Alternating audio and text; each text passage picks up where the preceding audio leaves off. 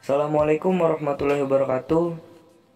Dalam video kali ini, kami akan menjelaskan beberapa teori tentang filsafat kebenaran, hakikat pengetahuan dan kriteria dari kebenaran itu sendiri. Hakikat pengetahuan. Secara etimologi, pengetahuan berasal dari kata dalam bahasa Inggris, yaitu knowledge. Sedangkan secara terminologi dalam Kamus Besar Bahasa Indonesia, pengetahuan adalah segala sesuatu yang diketahui. Dalam kajian filsafat dijelaskan dengan jelas bahwa pengetahuan yang dimiliki oleh manusia memiliki sumber. Dengan kata lain, pengetahuan itu tidak timbul dengan sendirinya. Ada 4 sumber pengetahuan yang dimaksud, yaitu yang pertama ada rasio. Rasio merupakan pengetahuan yang bersumber dari penalaran manusia. Pada sumber pengetahuan ini, diketahui bahwa pengetahuan adalah hasil pemikiran manusia. Yang kedua ada empiris. Empiris merupakan pengetahuan yang bersumber dari pengalaman yang dialami manusia. Sumber pengetahuan ini dirumuskan berdasarkan kegiatan manusia yang suka memperhatikan gejala-gejala yang terjadi di sekitarnya. Yang ketiga ada intuisi. Intuisi merupakan sumber pengetahuan yang tidak menentu dan didapatkan secara tiba-tiba. Dan yang terakhir ada wahyu. Wahyu merupakan sumber pengetahuan yang berasal dari Yang Maha Kuasa.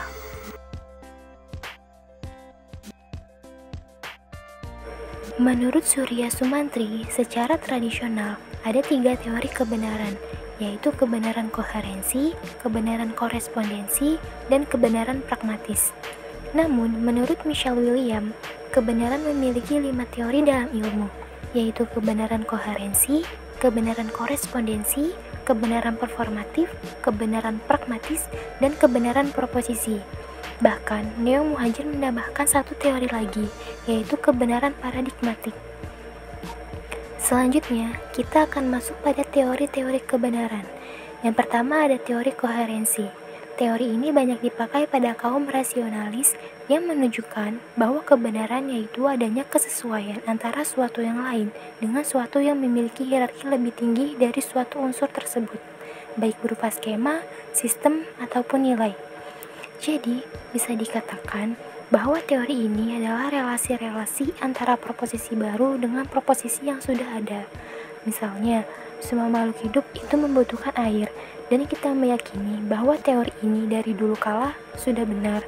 Kemudian, ada pernyataan baru bahwa diva membutuhkan air, dan teori ini pun juga benar, karena diva adalah manusia, dan manusia adalah makhluk hidup yang membutuhkan air.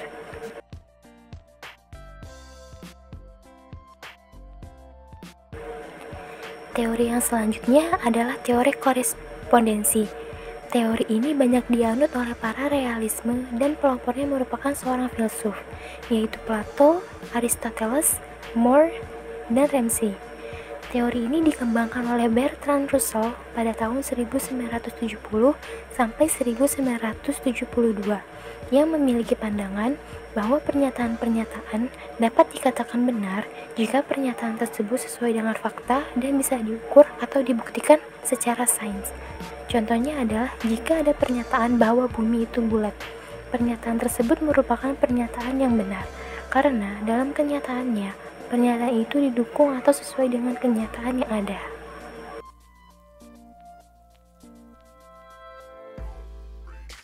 Kemudian, teori selanjutnya yaitu teori kebenaran performatif.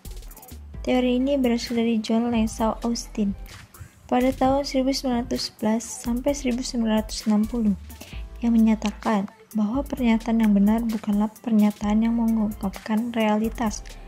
Akan tetapi, justru dengan pernyataan itu terciptalah suatu realitas. Contohnya adalah seperti mengungkapkan perasaan kepada seseorang bahwa saya berjanji akan selalu cinta padamu. Pernyataan atau proposisi seperti ini dapat dikatakan benar pada teori ini karena proposisi realitas bisa menimbulkan suatu realitas. Namun, bagi sebagian orang bisa menjadi ungkapan yang tidak benar karena ucapan tersebut bisa hanya sebuah janji-janji saja.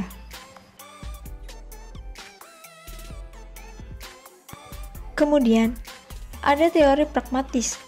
Teori ini dikembangkan oleh William James dan John Dewey. Pada abad ke-19, teori ini mengungkapkan suatu pernyataan itu dapat bermanfaat bagi kehidupan ataupun tidak. Kegunaan yang praktis untuk kehidupan manusia, serta dapat menjadi suatu solusi terhadap sesuatu. Yang selanjutnya, ada teori proposisi. Teori ini merupakan suatu pernyataan yang berisi banyak konsep kompleks, yang merentang dari yang subjektif, individual, sampai yang objektif. Suatu kebenaran dapat diperoleh bila proposisi-proposisinya benar. Dalam logika Aristoteles, proposisi dikatakan benar apabila dengan persyaratan formal suatu proposisi. Pendapat lainnya yaitu dari Euclides, bahwa proposisi benar tidak dilihat dari benar formalnya, melainkan dilihat dari benar materialnya.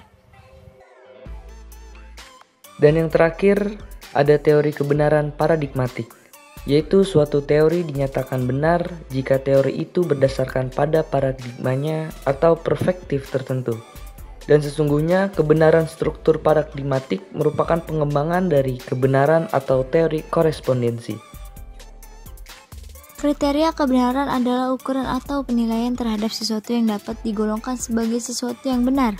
Dan kriteria kebenaran tidak terlepas dari apa yang ada pada diri manusia dan apa yang di luar manusia.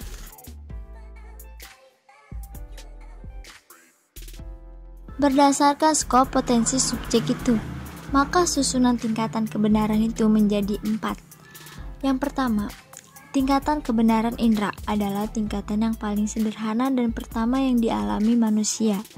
Yang kedua, tingkatan ilmiah, pengalaman-pengalaman yang didasarkan atau didapatkan melalui indera dan dioleh pula oleh rasa. Yang ketiga, tingkatan filosofis, kedua tingkatan di atas telah dilalui dengan tahapan pendahuluan rasio dan pikir murni. Ruangan yang mendalam mengelola kebenaran itu semakin tinggi nilainya. Yang keempat, tingkatan religius, kebenaran mutlak yang bersumber dari Tuhan Yang Maha Esa dan dihayati oleh seluruh integrasi kepribadian dengan iman dan kepercayaan. Itulah beberapa penjelasan tentang teori filsafat kebenaran. Terima kasih telah menonton. Saya mewakili teman-teman. Mohon maaf jika ada kesalahan. Assalamualaikum warahmatullahi wabarakatuh.